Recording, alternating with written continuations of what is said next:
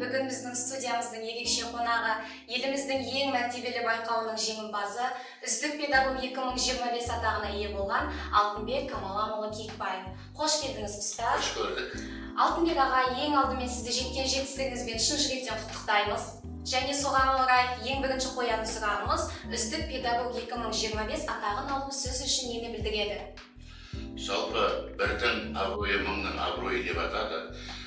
Сарыарқаның төсіне, Арал ауданының, Қызылорда облысының және өзім еңбек жасап кеткен 62-ші мектеп лицейінің атағын шығарып, сыр ұстаздарының еңбегін паш еткеніме қуаныштымын. Үздік педагог байқауы бұл мұғалімдердің қызметінің өмір бойы жұмысының үлкен мақтаныш болып келеді. Рахмет, және байқауға қатысу идеясы қалай туындады және дайындық кезеңі қалай өтті? Жалпы бұл байқау 2012 жылдан бері жалғасын тауып келе жатқан байқау.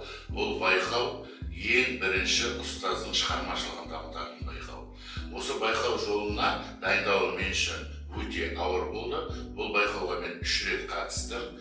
Енді ең соңғысы осы республикалық деңгейде биыл жеңімпаз атандым. Байқауға 1 жыл бойы дайындалдым. Оның 17 критериясы бар. Сол критерия бойынша құжаттарын дайындадым. Сонымен бірге ең қызықты сәті оның республикалық деңгейде республикалық ашық сабақ беру.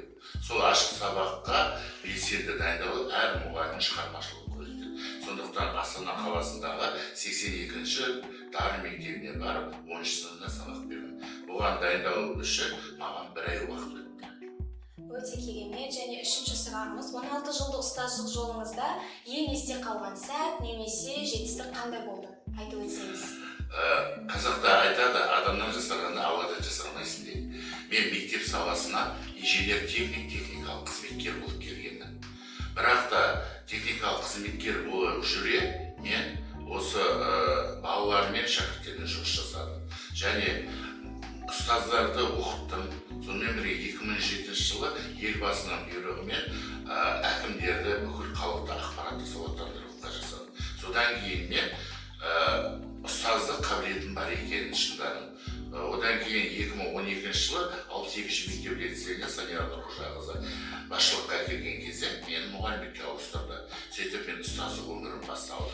Осы өзінің 16 жыл ұстазында тынымсыз жұмыс жасадым.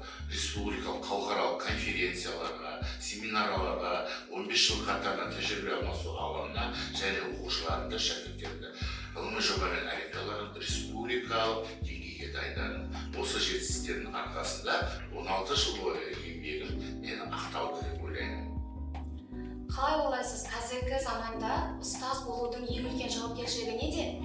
Жалпы көп адамға түсінетін болса, мысалға келтіретін болсақ, мектеп халықтың баласын тәрбиелеп отыр.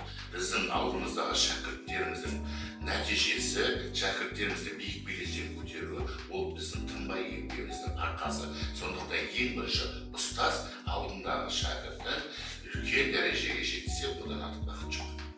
Рахмет. Және де соңғы сұрағымыз, Алтынбек ағай, бүгінгі жас ұстаздарға, ізіңізден еріп келе жатқан немесе оқушыларға қандай кеңес берер едіңіз? Мен осы үздік ұстаз байқауының жеңімпазы атанған кезде өзімнің осы ұстаздық жолымның бәрі көз алдымнан өтті. Оқу-жаттықтыру министрі Жұлдыз Сүлейменованың қолынан алып отырғанда мен осы дәрежеге қалай жеттім деген өзімде сұрақ болды. Біздің кезімізде, жас кезімізде қазіргідей мүмкіндік болмады.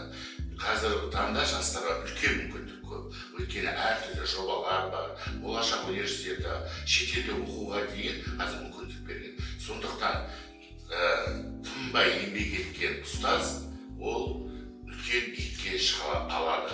Оқушыларға айтатыным, бірінші кезекте адамға тәрбие және білім керек. Қазіргі таңда білімі бар адамдар ол биік белеске көтеріледі деп ойлаймын. Рахмет, сіздерге осымен сұхбатымыз өз мәресіне жетті деп ойлаймын. Алтынбек ағай, жеңісіңізбен шын жүректен тағы да құттықтаймын. Еңбегіңіз жемісті, шабытты болсын. Сау саламатта болыңыздар. Рахмет, сау болыңыздар.